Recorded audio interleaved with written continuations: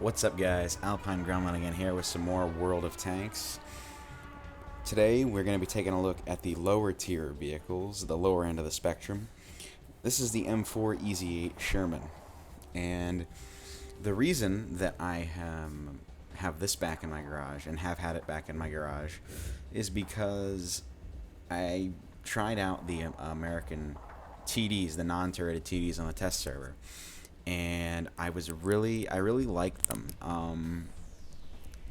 I like the T95 and the T110E3, and they just because of the armor, you know.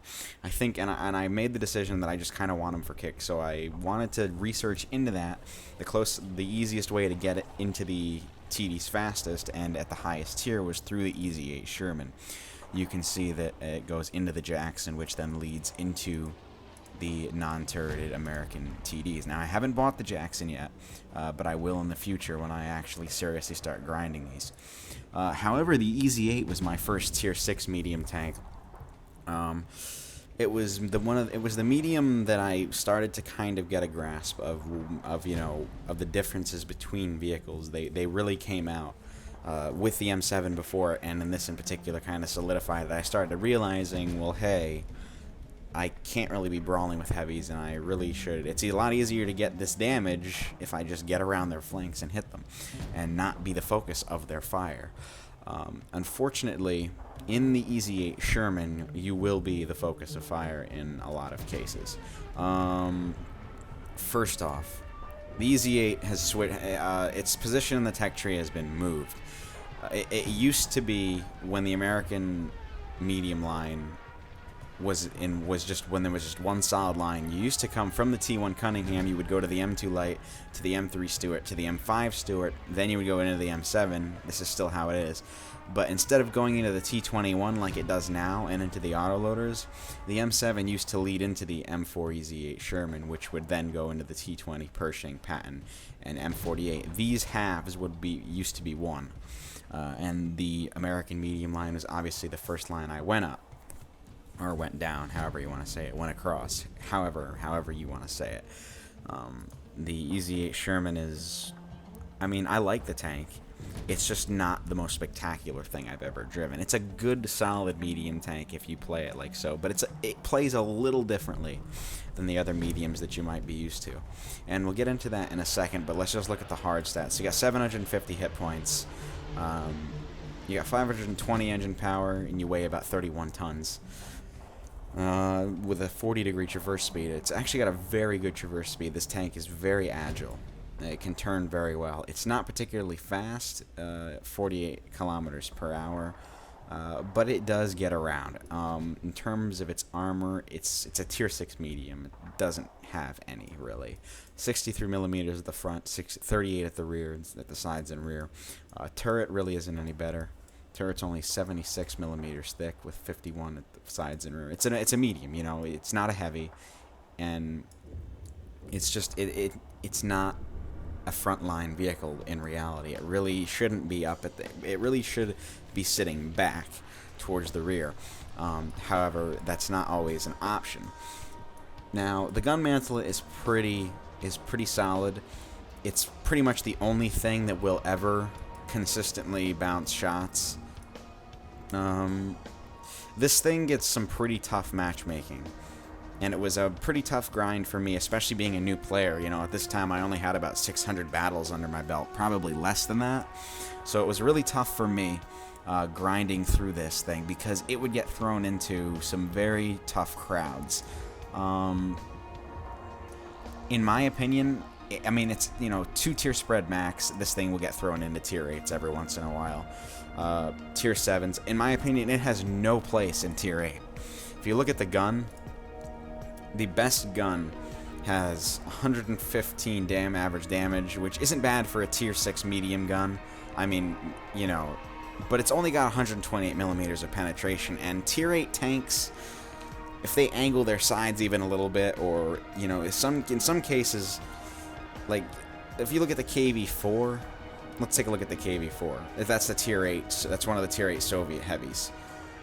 The KV4 has 150 millimeters of side hull armor. You cannot pen the side of a KV4 with this gun unless It's just not gonna happen.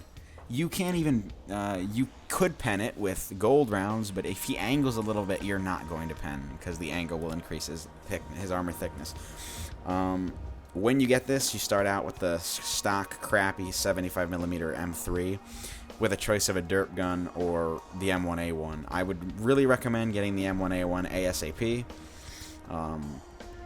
The only difference between the M1A1 and the M1A2 is the rate of fire and the accuracy. The M1A2 is a little bit more accurate with 0.4, and its rate of fire is 18.8 as opposed to 4.29. So the M1A2 is a pretty solid gun. It's got a good aiming time, a good reload, about 3 seconds, a little under 3 seconds.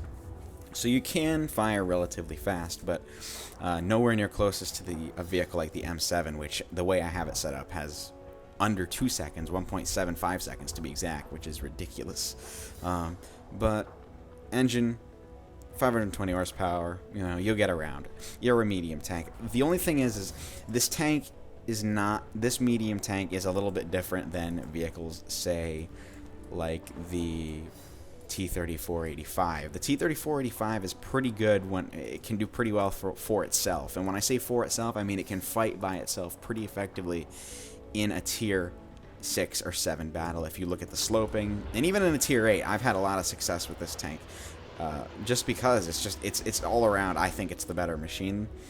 It's much more well angled, it's more likely to bounce, and it's faster, and it's got a better gun selection. But this doesn't discredit the EZ8. The EZ8 is still a pretty decent medium. The only thing is and in the gameplay I'm going to show you that I have lined up, it's not a frontline vehicle, and you're gonna have when you have success in this, it's when you're not being shot at. There are mediums out there that can take a licking, and they do fine under fire. Obviously that shouldn't be your goal. You want to avoid taking fire in a medium, but this is especially so for the EZ8 Sherman because it just buckles under fire. Look at that. Like it's very flat. Side armor is completely flat. This is sloped, but with the stuff you're facing, everybody's going to be able to pen you. Like I said, the only thing that will reliably bounce is the gun mantle. So if you're going to be trading shot for shot, even though I highly discredit that and just going around and trying to flank, or sitting back and sniping, whichever works, because this thing can be pretty well as a sniper, even though it has 0.4 accuracy, you'll find that RNG is surprisingly good up with this tank, and you will connect a lot of your shots. That mantlet, you want to go hull down or in defilade. It's an American tank, so obviously gun depression is very, very good. The gun depression goes almost all the way down to here. Almost fires, goes about here. It's pretty crazy. It's very good gun depression. So what do I have mounted on it in terms of equipment? Medium caliber tank gun rammer. Obviously you want that rate of fire to go up. Improve ventilation, further contributing to the overall performance of the tank, particularly the rate of fire. And a camo net, because I generally don't like to be the target of anything in this, so I try to keep as safe and as unspotted as possible. I try to sit back and snipe, and when I can, I move in when no one is looking at me. And as you'll see, that is how I basically get all of my damage in the gameplay clip that coming up in a second. 55 AP rounds and 18 high explosive rounds. Just a standard pub match loadout, AP and HE. I don't use premium rounds in really any of my tanks in pub matches. Small repair kit, small first aid kit, and a manual fire extinguisher. My standard setup. So my crew are training in Brothers in Arms. This is the crew I originally went through it. I retrained them. I want to get them up in Brothers in Arms. I really should switch the perk to repairs or something so it actually does something for the tank while it's training. But we'll see. I mean, I don't really plan on using this. I don't plan on using this all that often, so it doesn't really matter in my opinion. But anyway, let's show you guys some gameplay. Alright, so here we are on Ruinberg. a tier 8 maximum game, so we are towards the bottom of the list here. However, matchmaking did a rather peculiar job, you can see. There's only one tier 8 per side, there's only one tier 7 per side. The rest of us are tier 6, so technically it is a tier 6 max game, but there are some heavy hitters on their team. In particular, pretty much half of their team is all tank destroyers: AT-8, Dicker Max, Jackson, Hellcat, Jagdpanzer, FIA, SU-100s and SU-100Ys all spell a 2 to 3 shot death for me. So, with only 7 HP and my no armor, I don't really want to be the focus of any kind of fire here, so I'm going to take advantage of what my team does, and I'm going to get around, and I'm going to try and just play it cool and play it safe. Let's go. So, let's get this show on the road, as the in-game voice says. I'm going to the standard medium tank position. Want to go along the 0 line on Ruinberg. That's where the mediums go. They have room. They have more room to maneuver in this town and in the fields. Heavies are going to go to their usual spot.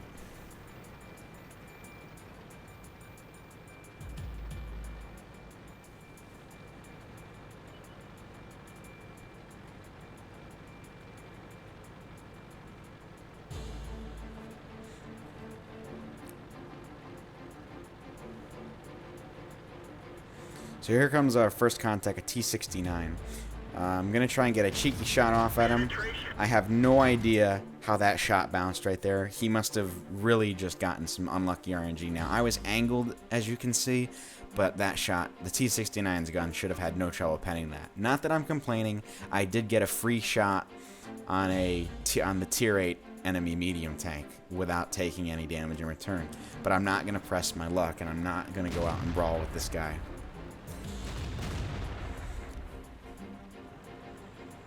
Alright, so we got some other guys coming in. I'm kind of struggling to connect with shots here. Just, because I don't want to go too far out, and I don't want to get caught out in the open. As I said, you have to play this. I do anyway. Maybe you can. Maybe you're better than I am, and you can play this more aggressively. But I find that it's pretty difficult to play this thing terribly aggressively. It's just not that kind of tank. So you can see a lot of their TDs went town. But they do have a lot of them are still here. They've got a Dicker Max going into the town, but there's at least a Jackson and an SU-100 in the area with the T-69 and a couple other assorted mediums. But I make the decision. I'm gonna try and get some shots on the SU-100 because you can see the T-69 is gonna be focused on the E2. So I'm gonna use this opportunity to get a cheeky with the SU-100. So here I come out here, take a shot at his side. Now you can see the alpha damage really isn't impressive on this thing, so you do have to connect a lot of shots to have success. SU-100 goes down. The Jackson is currently occupied. So I'm going to get behind him. And obviously now this is what you can see. I'm taking advantage of the fact that he's not focused on me. I really wouldn't be able to win a slugfest with this guy without taking a lot of return fire. So I'm taking advantage of the fact that my team is in the crosshairs and not me. That's just how you have to play it. It's just not a frontline tank. So I'm going to go out in the field here. I really shouldn't be, but I was pretty confident in my team here that they would support me. So I figure they're not going to go out, so I'll just go out and spot, get some spotting damage or whatever. We need to finish off whatever's here so we can get around and encircle the enemies around the cap.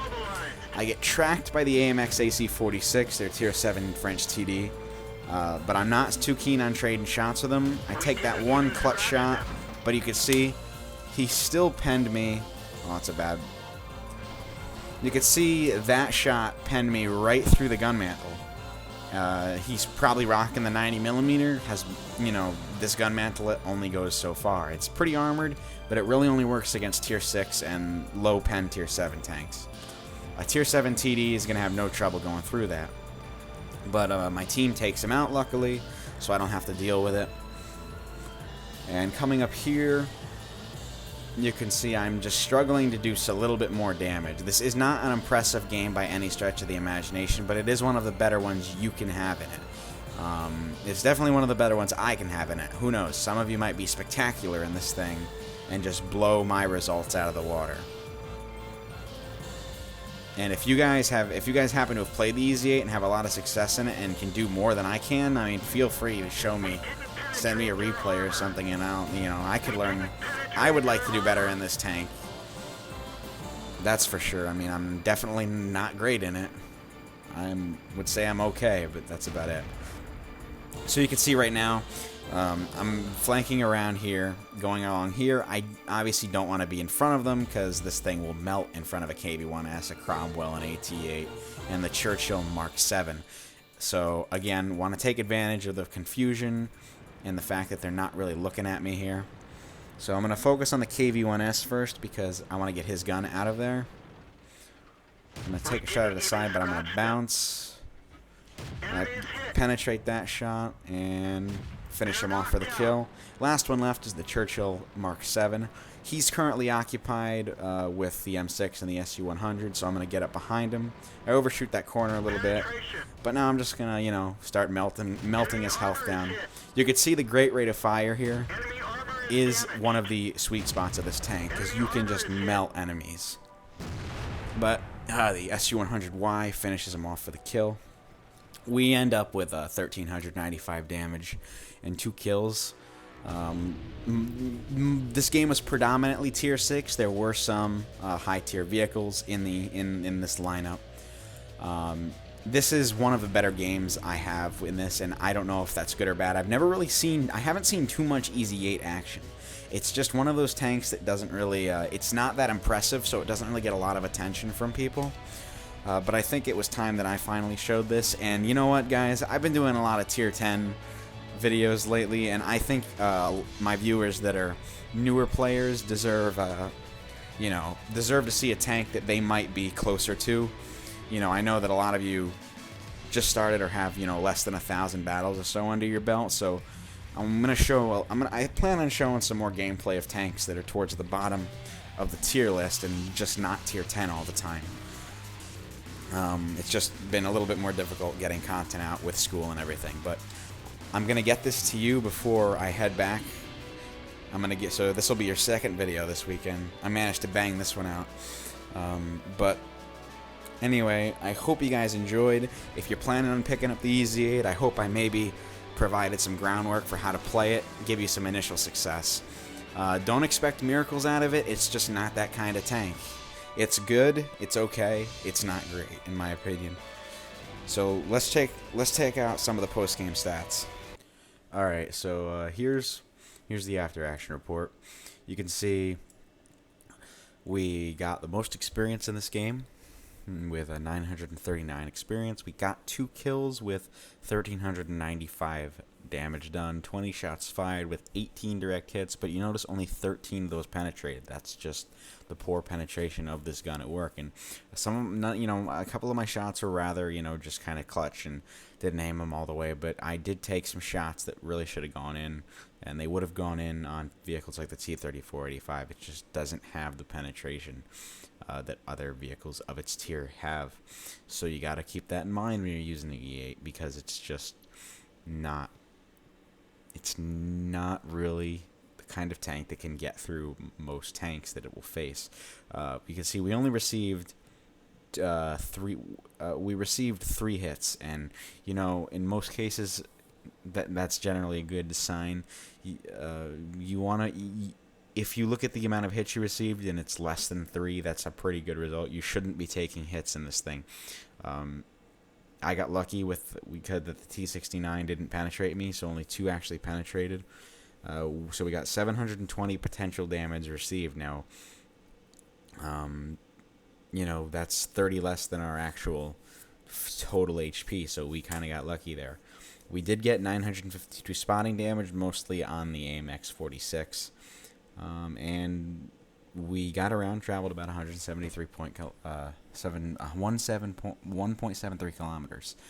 We got and as I said, most experience on the team, so pretty good. Definitely not great. I wouldn't even say pretty good. It was decent. That's just what you can expect out of this tank. It's not great, but it's not bad either.